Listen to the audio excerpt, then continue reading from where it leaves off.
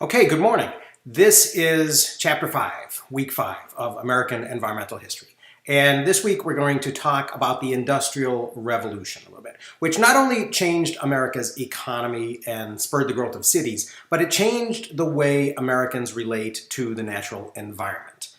So we're going to trace the changes in our ideas of what the environment is for and who it's for. And incidentally, we're also going to see the growth of these corporations, which now dominate our economic life, but at one time didn't. So we're going to see how that situation got to be, because it wasn't in any way inevitable. So let's begin. So along with their traditional European attitudes and ideas about culture and social organization and farming, the Englishmen and Englishwomen who colonized North America brought with them a legal tradition known as British common law. Common law is a set of legal principles that date back to the Middle Ages. In this tradition, the sources of the law and the authority of the law are not so much royal decrees or legislative acts, but rather the accumulation of judges' decisions on specific cases. Murder, for example, is a common law crime in Great Britain. It never required an act of Parliament to declare murder illegal. Government, though, can influence the common law, as it did when the British Parliament changed the mandatory sentence for murder from the death penalty to life imprisonment.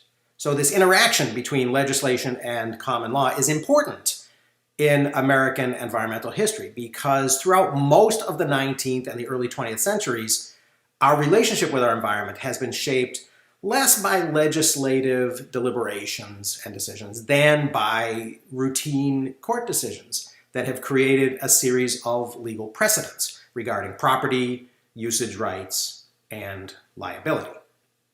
So the detached, somewhat alienated relationship from the physical environment that modern Americans have, and America's culture of large corporations that often seem to be above the law, actually kind of developed together, because many of the most successful early corporations radically changed their physical environments. The common law that America inherited from England contained a long list of precedents that initially guided judges in arbitrating between the claims of people whose interests conflicted. Some of these precedents dated all the way back to the Roman Empire, as we'll see, giving judges clear guidance in deciding the rights and responsibilities of individuals. But as American commerce and industry became more complex, the law came to grips with the fact that society was not made up of only individuals. Even though Americans had left behind the royalty and the hereditary nobility of British society, there were still some tasks that seemed to be too big for individuals to accomplish on their own, separately. Towns raised militia when needed. And the national government, of course, commanded an army and a navy and collected customs duties at ports to pay for its operation. The states ran criminal courts and civil courts. But who was going to build colleges, hospitals, bridges? As America grew, there were institutions and services that society needed, but that no individual really had the resources to create on their own. Early America's answer to the challenge of products too big for individual action was incorporation. Corporations during the colonial period had been kind of quasi-public organizations that were given a royal charter to do a particular big job. The Virginia Company that settled Jamestown and the Massachusetts Bay Company that settled Boston had both been royally chartered corporations. They earned profit for their shareholders because they were also joint stock companies. But they also had, or at least they claimed to have, important social functions that transcended mere business. Without this social dimension, businesses, even if they were very big businesses, were normally organized as partnerships or as sole proprietorships. State legislatures in early America after the Revolution continued this British tradition and chartered corporations to do particular tasks in the public interest. And the colonial governments in America had begun this practice very early in our history when the Massachusetts legislature established Harvard College in 1636 and then chartered the Harvard Corporation, North America's first corporation, in 1650. So corporate influence on the environment actually begins with this original American corporation. In 1640, the Massachusetts colonial legislature gave Harvard College a license to run a ferry between Boston and Charlestown to the north across the Charles River to raise money to pay for the school's operating expenses.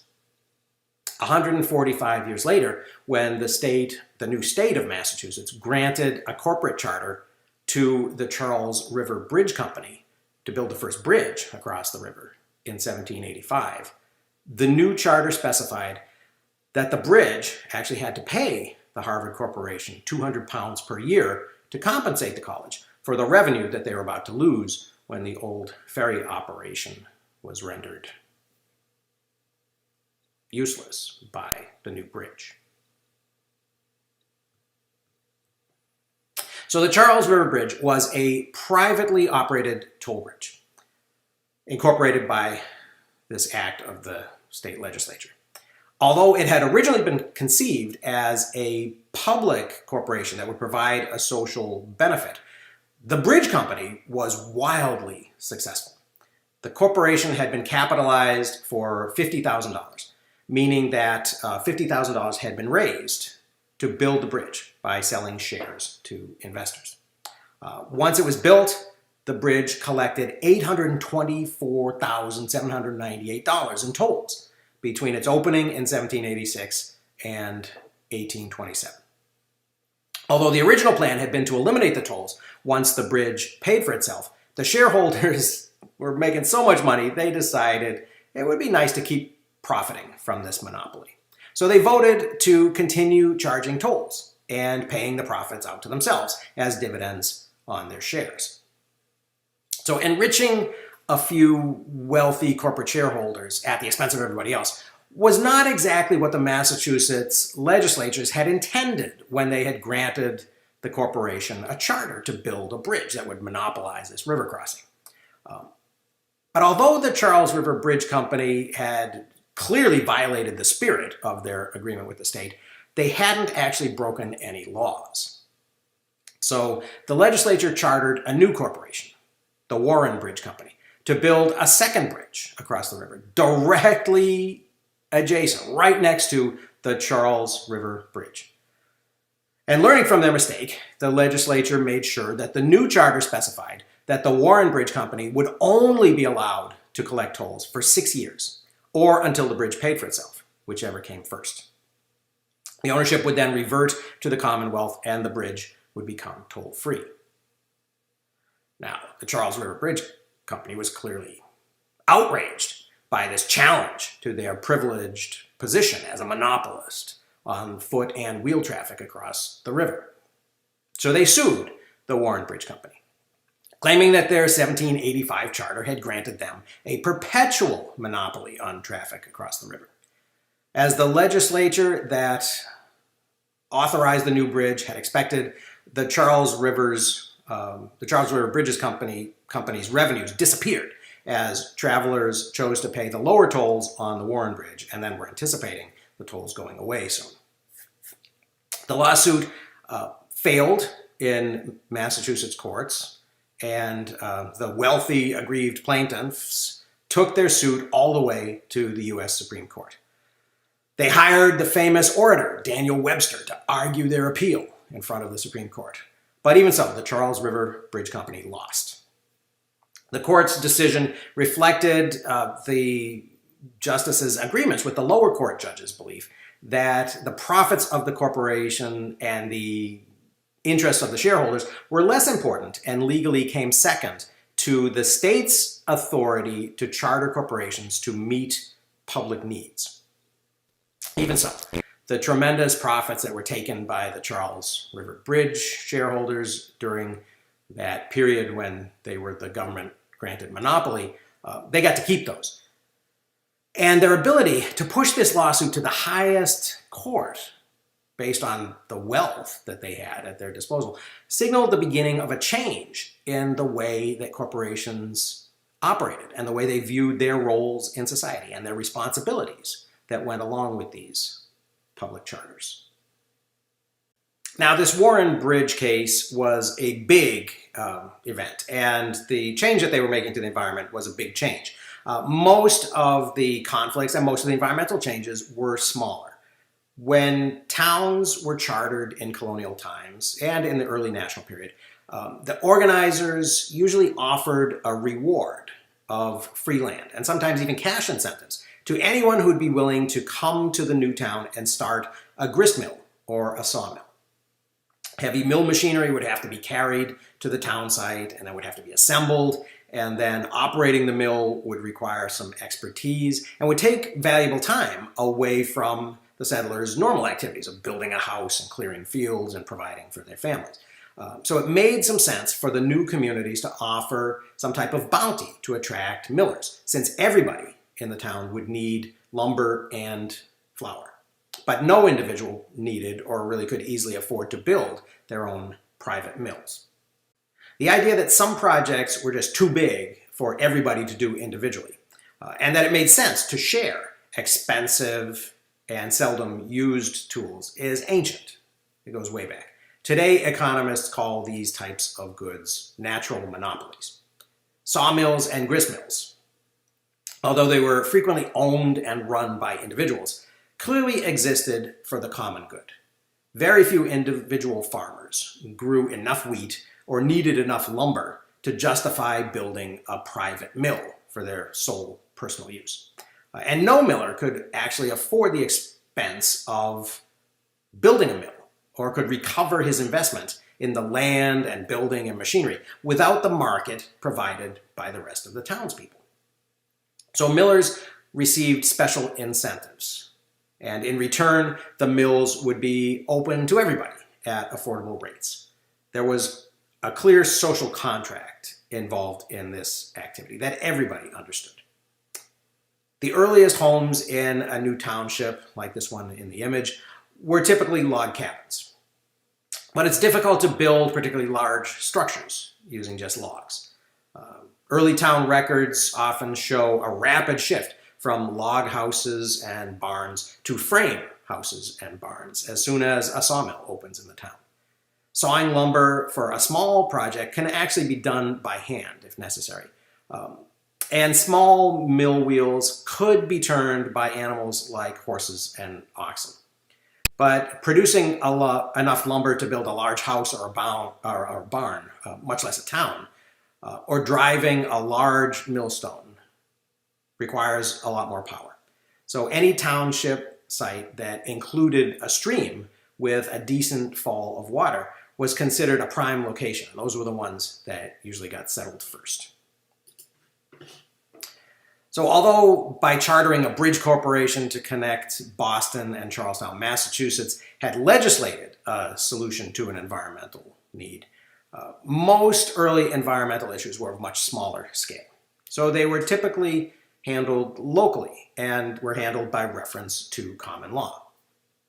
In pre-industrial America, rivers and lakes and streams were considered community resources. This was another inheritance from feudal England, where peasants had often shared fields. Many times these fields were owned by noble landlords, but they had farmed together in shared fields, and they had grazed their animals on common pastures. Early New England towns and cities were often built around a central common, which served as a meeting place for militia and for town meetings, as well as a pasture for grazing cattle and sheep. The Boston Common is an example of this. Like town commons, where all residents could let their animals graze, the rivers and streams and the coastal fisheries were all understood to be shared resources. Waterways were important means of transportation, after all. Often they were the only way to move people and supplies to and from these remote backcountry settlements. And rivers were vital food sources for many Euro-Americans, just as they had been for the Indians before the colonists had ever arrived.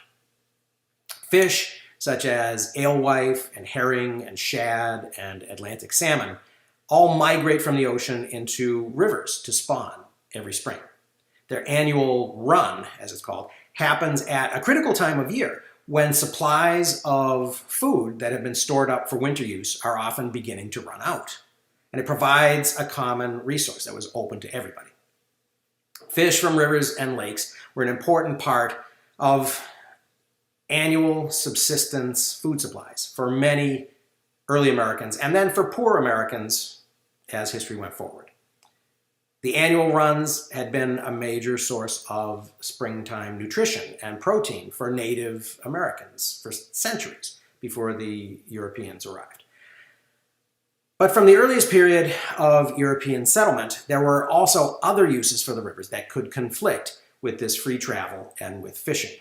So colonial and early American settlements that used a great deal of timber for building and grew a lot of wheat that needed to be milled for home use and for sale had to do something about the conflict between mills and these other uses of the river.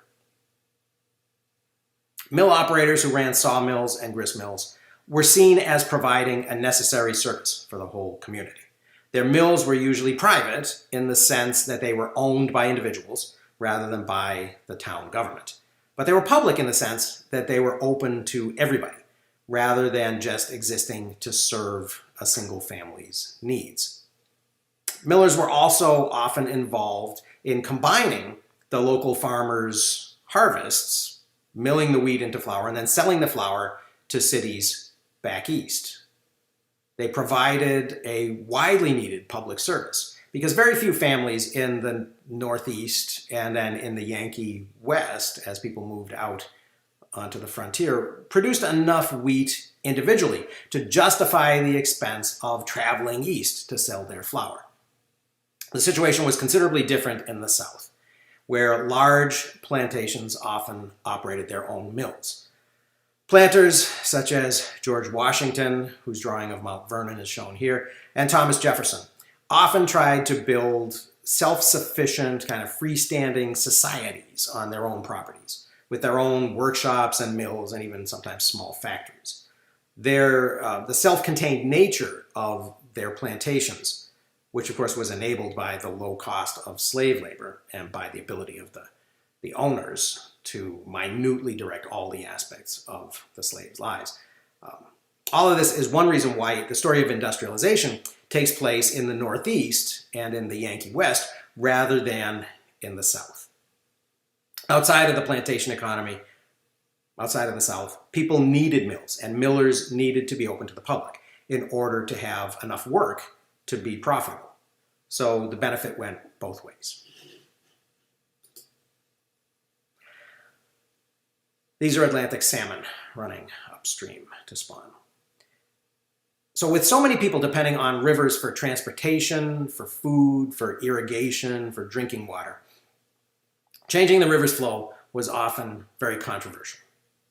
A mill pond might flood a farmer's field upstream, or it might cut off water from a farm downstream, or from another mill downstream. A dam might prevent the fish from running upstream to their spawning grounds, which would endanger not only one year's food supply, but future fish populations as well.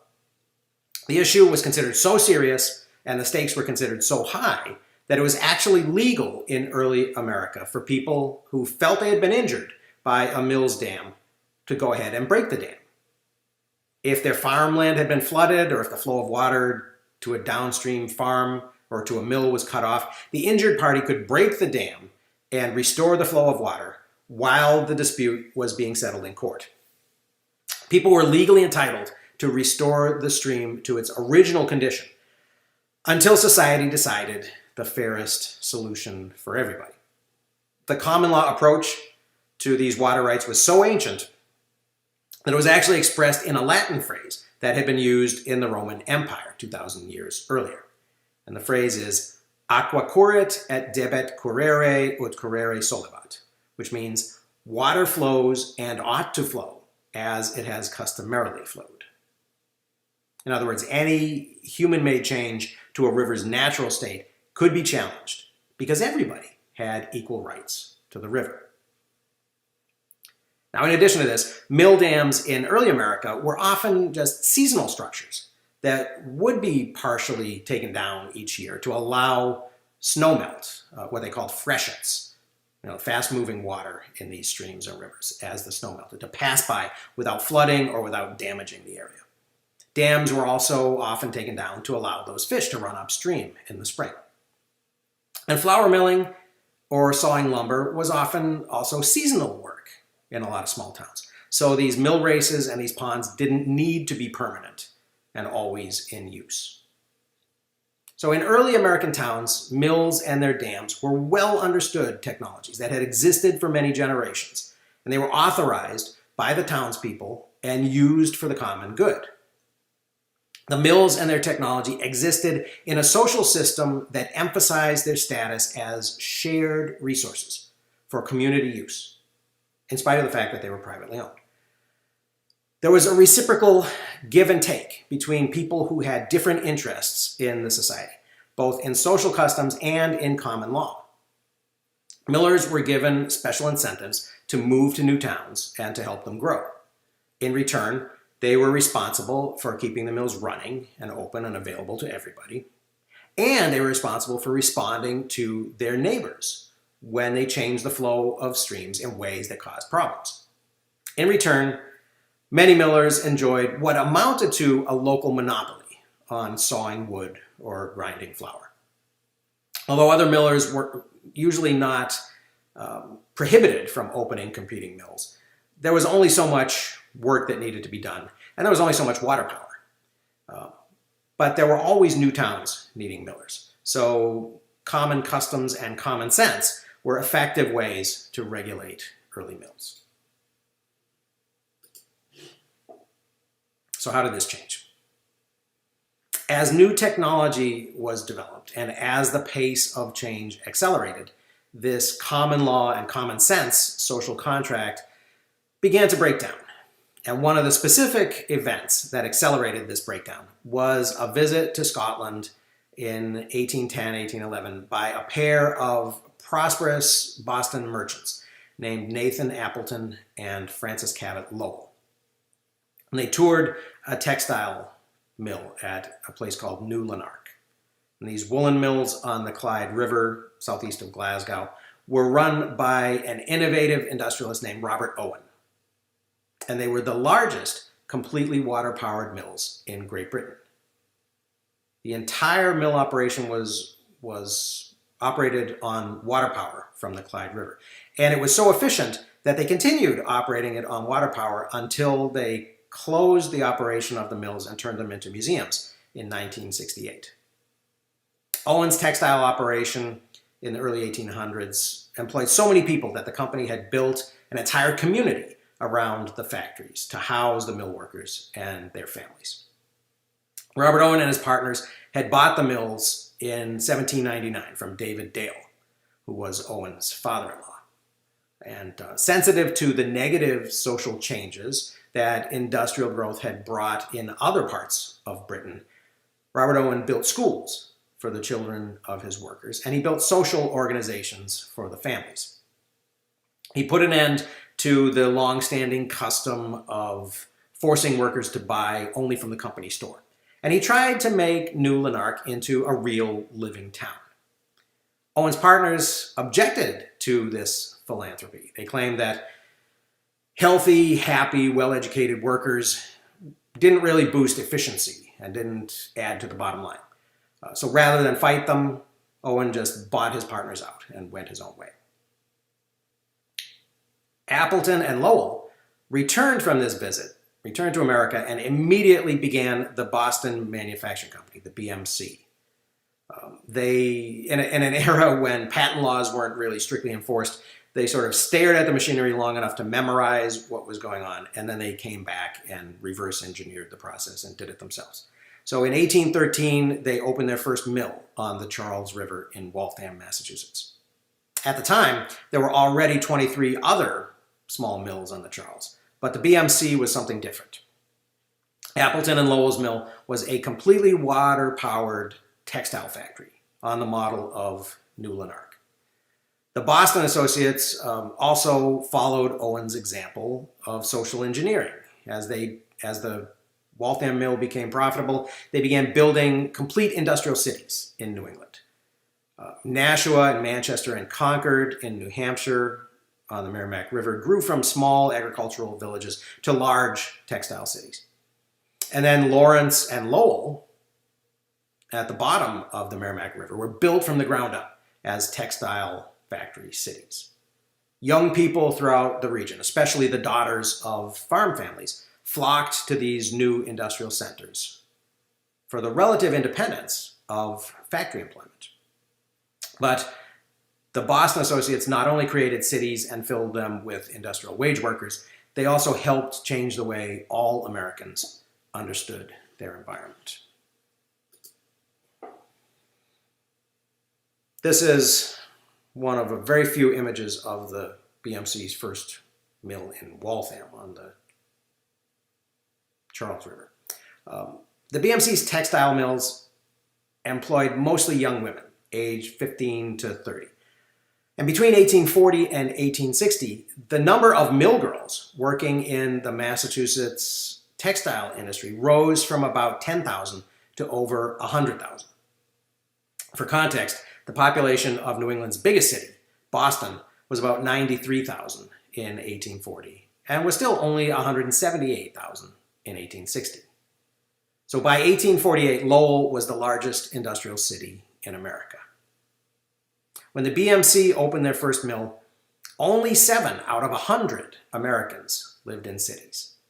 By the middle of the 19th century, the nation's urban population was approaching 20%, with a lot of help from these mill girls. Some of the women were immigrants, but most of them had come from local farm families. 100,000 young women moved to the city to work 12 hours a day in textile mills. And in spite of the harsh work conditions and the low pay, many of these women were experiencing personal freedom for the first time, and they were liking it. Most never went back to the countryside. As cities like Lowell and Lawrence and Manchester grew around the mills, they created a new American population group, the urban wage worker.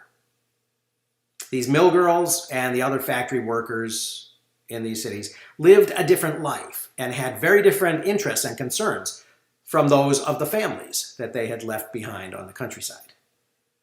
Although some of them joined the new labor movement and many were critical of the mills that they worked in, the mill girls' lives became tied to the well-being of the industry that employed them.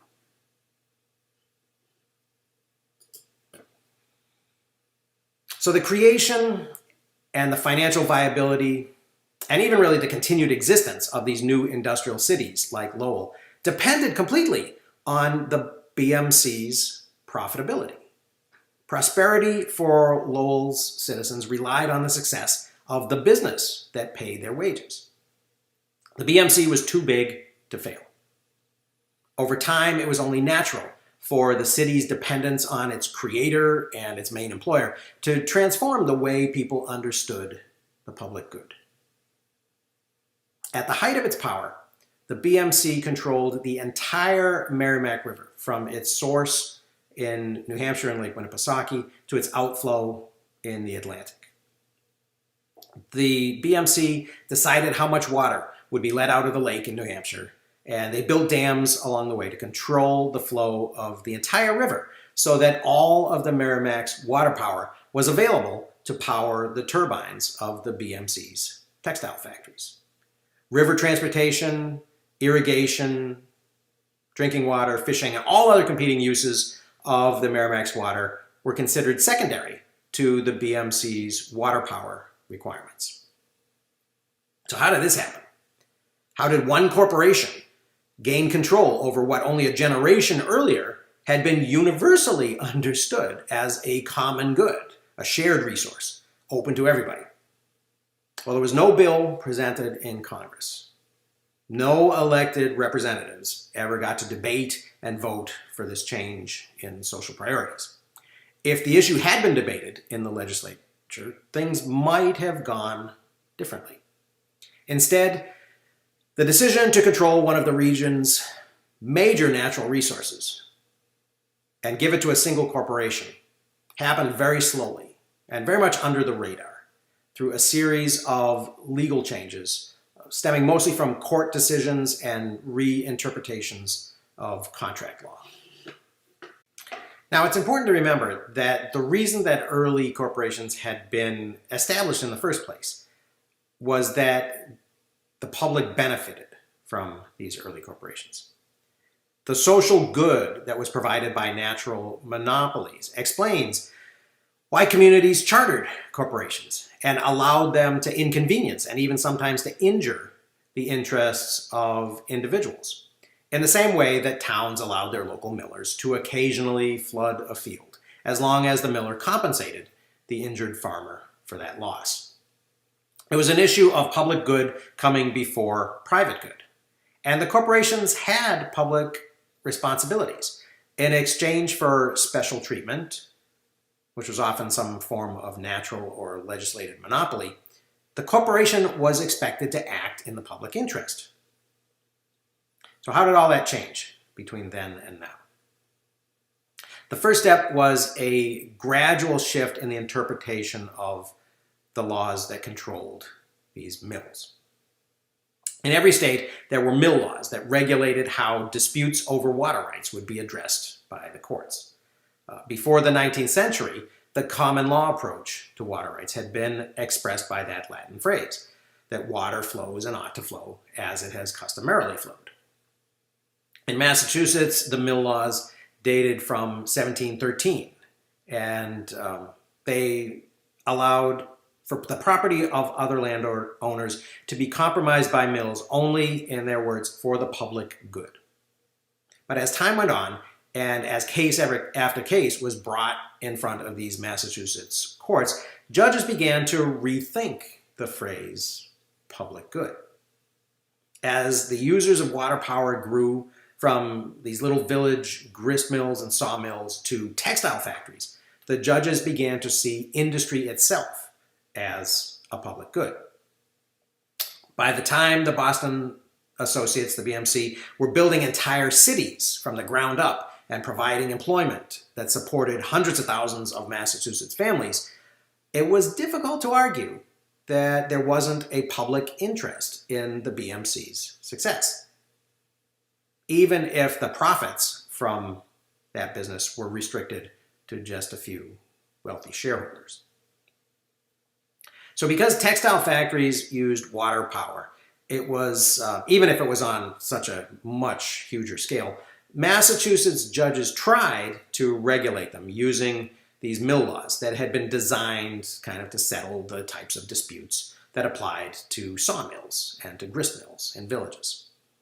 Not only did the scale of the BMC's operations make this legal treatment inappropriate, but the judges lost sight of the fact that the Boston Manufacturing Company was a private corporation operating for the profit of its shareholders, while village mills had operated much more for the public good. So, through a series of judgments, mostly in lower courts, the BMC was gradually allowed to redefine its relationship with society and its relationship with the environment. And as a result, so slowly that almost no one noticed at the time, the nature of corporations themselves changed. And the idea of that social contract for the public good disappeared.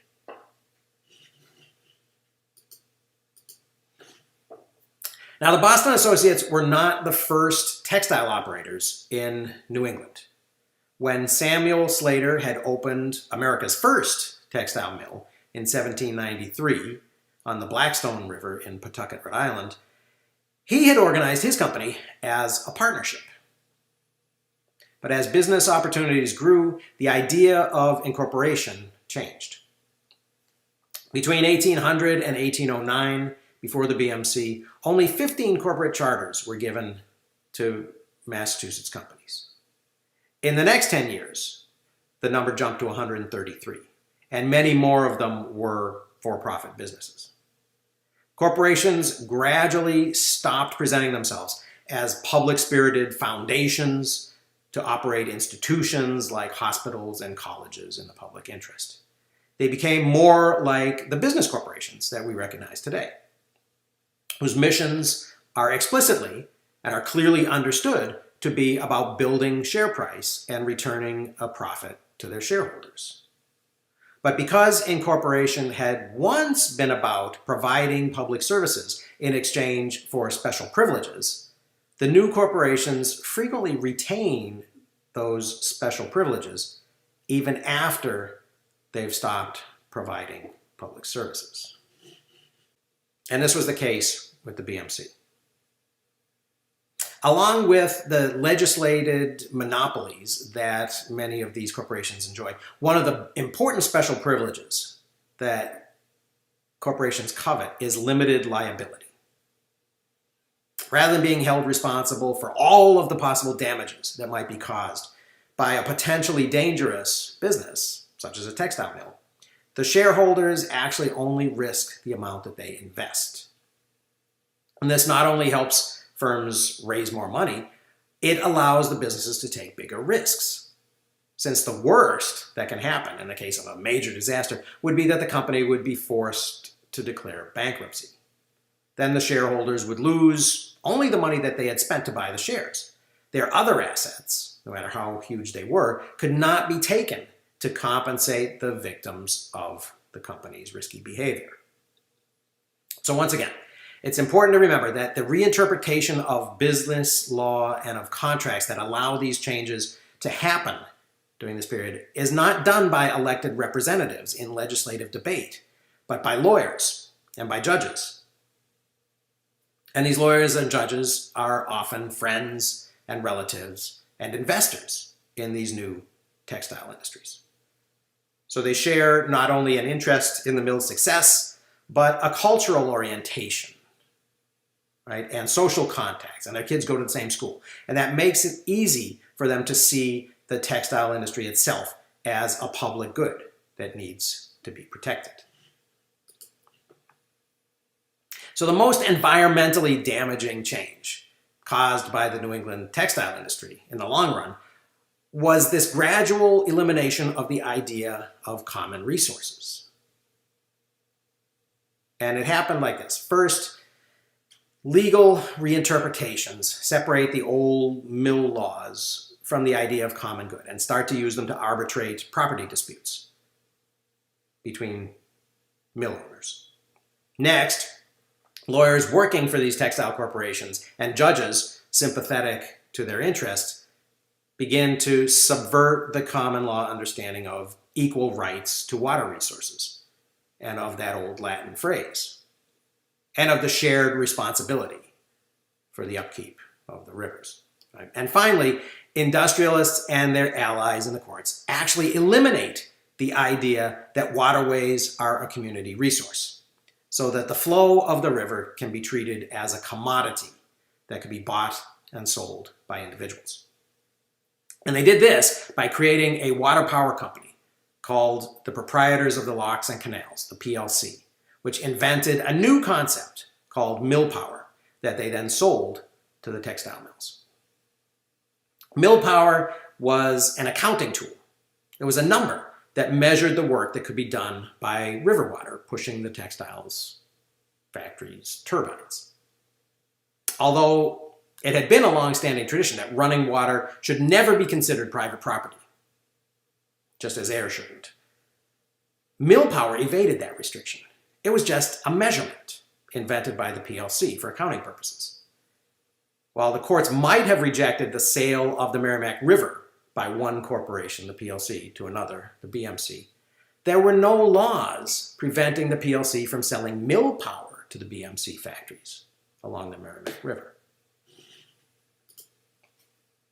The immediate effect of reducing the physical Merrimack River to nothing more than an input into an accounting calculation was that the rest of society, who for the most part were unaware that this was happening, and in any case had no interest in buying mill power, the rest of society was no longer involved in these transactions at all. Society hadn't actually been prevented from participating, but the sale of the river had been hidden from the public and had been transacted in a way that made no sense for them to participate. But as a result, everyone who didn't own a turbine suddenly lost access to the river and no longer had any say in its use. And worse, once a market price had been established, even people with riverside property who might think they had an interest could be bought out by accepting a settlement payment that would effectively silence them forever. Now again, there were never any bills introduced into the Massachusetts or the New Hampshire legislatures that would allow citizens to debate whether control or ownership of the Merrimack River should be handed over to the corporation that had been begun by Appleton and Lowell. Appleton himself was elected to the U.S. Congress in 1842, and although Lowell died in 1817 at the age of 42, his son, Francis Cabot Lowell Jr., did become a U.S. congressman and later a federal judge. In 1850, the BMC's textile empire earned $14 million in annual revenue, which was a huge amount of money. $14 million in 1850 was half of the gross domestic product of both Massachusetts and New Hampshire. So they were responsible for half of the economies of Massachusetts and New Hampshire. And BMC profits were that high because they were the largest supplier of cotton fabric in the market, and because they had been able to control their costs by taking control of the river with the PLC and by keeping the mill girls' wages kind of low. After an unsuccessful strike, the mill workers had formed the Lowell Female Labor Reform Association in 1845, one of the first labor unions in America, to fight for higher wages, for lower rents in company-owned boarding houses, and for a 10-hour workday. A legislative committee actually looked into the mill girls' demands and decided it was not the state's responsibility to set work hours. Another important source of BMC profits, of course, was the low price of raw cotton coming up from the south, which, of course, was produced on southern plantations by people who didn't need to be paid at all. And the BMC benefited from that as well. So when the PLC and the BMC gained complete control of the Merrimack River from its source to its outlet in the ocean, the shad and the salmon were no longer able to swim up the river to breed. New Englanders lost a food source that had sustained generations every spring, actually had sustained centuries of native populations before them. The BMC was actually sued for damages by fishermen and by residents along the river.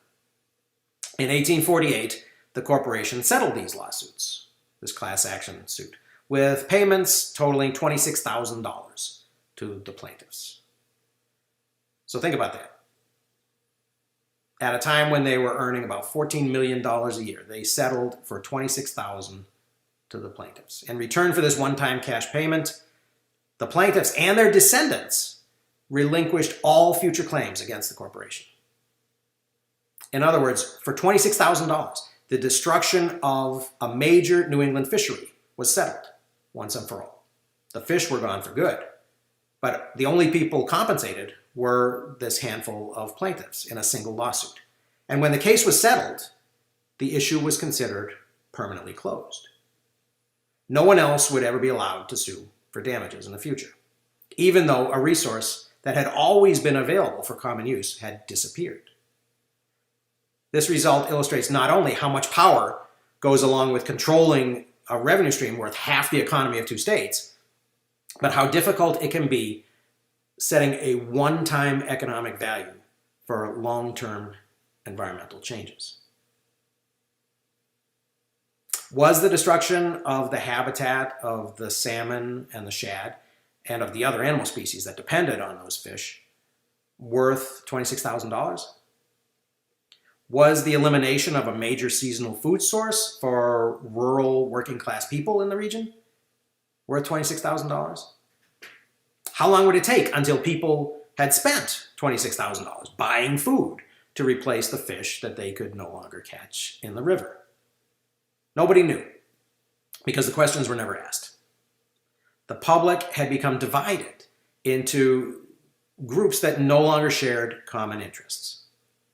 Whether there were fish in the river was not a question that particularly concerned factory employees or many of the other residents of cities like Manchester and Lowell and Lawrence, whose lives now revolved around urban wage workers' concerns, like work hours, rent in company dormitories, prices at the company store, and factory work conditions.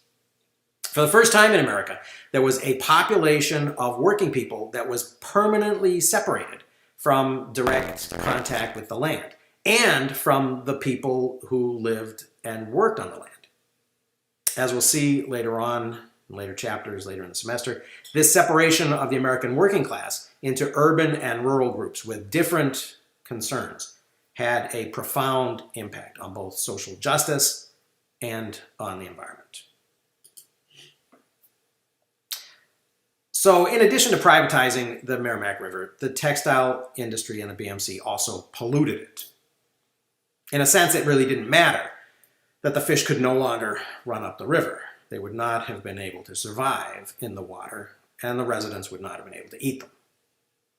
By the middle of the 19th century, the BMC's mills and bleacheries were producing over 50 million yards a year of colored and printed fabric. The residues from these production processes included dyes, bleaches, sulfuric acid, lime, and arsenic. Since there was no law against it, these residues were all dumped into the river. It was actually a widely accepted belief at the time that running water in streams and rivers could purify the waste thrown into them, although nobody really understood why. It is actually true that microorganisms in water can digest and neutralize a reasonable quantity of, especially organic wastes. Unfortunately, the mills and the new cities that the BMC created overwhelmed the Merrimack's ability to renew itself. Some mills actually discovered that the river water could only be used for dyeing dark-colored fabrics because the water was already too stained to use on whites and lighter shades.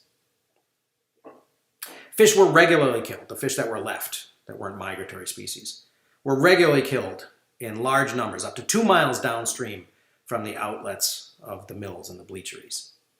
A state commission was convened, and it advised the public against drinking river water downstream from Lowell. And it pronounced the Nashua River in New Hampshire unfit for drinking along its entire length. But the commissioners, pressured by their industrial sponsors, concluded that cleaning up the river or preventing further contamination would be way too expensive, and so they recommended taking no action. Although the Lowell mills and their canal system had been meticulously engineered by the BMC and the PLC, the same really couldn't be said of the city that the BMC had created. Lowell grew haphazardly. As late as the 1870s, the city had no general sewage system. Cesspools leaked into groundwater and contaminated the wells that provided residents drinking water.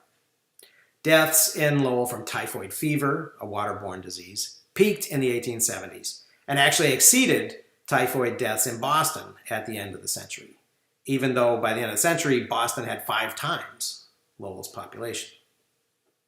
In 1878, the Massachusetts legislature was forced to look at this and to respond to public pressure. And so they passed what they called an act relative to the pollution of rivers, streams, and ponds used as sources of water supply. And this was supposed to clean things up. But ironically, once again bowing to industry pressure, the lawmakers exempted the Merrimack River from the law's pollution control provisions. The New England textile industry is usually remembered in history books and is definitely portrayed at the national parks museums in Lowell that exist in the places where the factories used to be as an enormous, heroic achievement. The Boston Manufacturing Company was indeed wildly successful, and it created a model for American industrialism. And some of that praise is deserved. Nathan Appleton and Francis Cabot Lowell, and the men who led the BMC after them, did pioneer industrial organization and did build cities for New England, as well as fortunes for themselves. But often when we celebrate progress, we forget the cost. Water pollution was not the only danger the textile industry posed to the public. In January 1860, the 5-story Pemberton Mill in Lawrence, Massachusetts, collapsed in the morning with about 800 workers inside.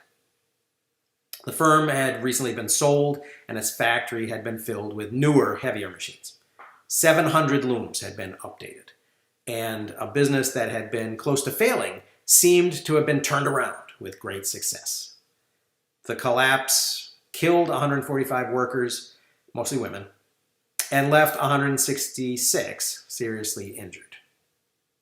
In an investigation after the accident, the collapse was declared to be the result of preventable factors, like the overloading of the floors with heavy new equipment, also overcrowding, and they even mentioned gross negligence in the original construction of the mill buildings. The disaster did rally some activists in the fight for workplace safety. But there were never any consequences for the people who owned or ran the factory. Life just went on.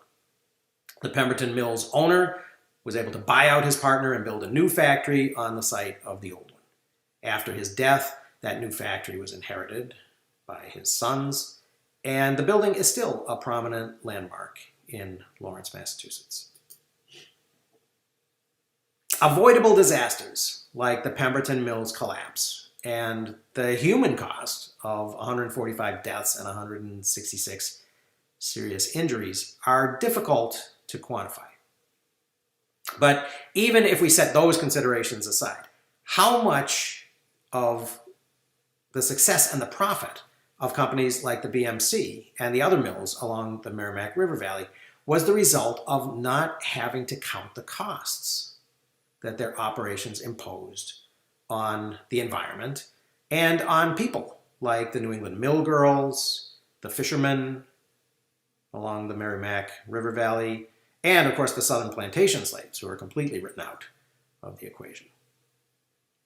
These externalities, this privatization of the profits and socialization of the costs that allowed the textile industry to dominate the New England economy was really just another special privilege given to a corporation by society, in spite of the now broken social contract that no longer asked the corporation for anything of comparable social value in return. If economists and historians accounted for all the social and environmental external costs, then how profitable really was the Boston Manufacturing Company? We'll return to this idea, which economists call externality, later on in the semester and in later chapters. The development of the New England textile industry illustrates how small, subtle, often unnoticed changes in laws and customs accumulate over time to create the world of global corporatism that we live in today. Through a combination of becoming too big to fail and slowly changing the way the law understands concepts like common resources and social responsibility, corporate industrialists turned the waters of the Merrimack River, which was one of New England's most valuable natural resources, into a steady flow of profits for the BMC and for its owners. Changes begun in the New England textile industry lead directly to the ways we understand corporations, shared resources, and social responsibility today. But we should never conclude that the way things turned out, the way things ended up, was inevitable. The present is the result of hundreds of decisions, big and small, that people made along the way. And to illustrate that point, let's return for a moment to the beginning of this story, to Robert Owen. Robert Owen organized a modern industrial city from the ground up in New Lanark on the Clyde River in Scotland. Appleton and Lowell learned from Owen that social engineering on a grand scale was possible. And they returned to New England inspired, and they followed Owen's example in Waltham and then along the Merrimack River, building cities like Lowell. So what did Owen do after meeting Appleton and Lowell? Well, Owen became the father of the British cooperative movement.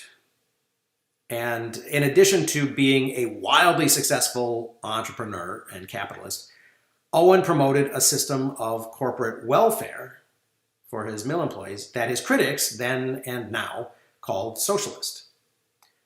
But Owen, of course, embraced the term.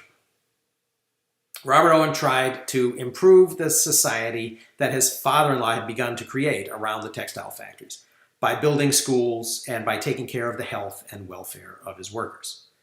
New Lanark became a model of humane industrialism and socially responsible urban planning that was well known throughout Europe.